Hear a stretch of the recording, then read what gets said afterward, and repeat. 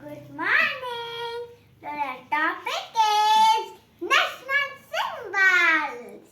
National symbols are chosen to reflect Indian culture and belief and also the positive attributes. Here I am presenting the National Bird of India. Peacock. It is a symbol of grace and beauty. The size of peacock is largest among all the birds. They are very happy in the rain and spread their wings and dancing. Its feathers are also used for decoration.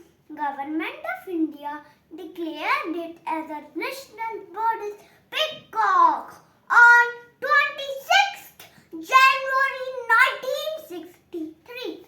Hunting peacock is strictly prohibited in India. Peacocks are also known as good friends of farmers as they eat insects which are harmful for the crops. Thank you. Have a nice day.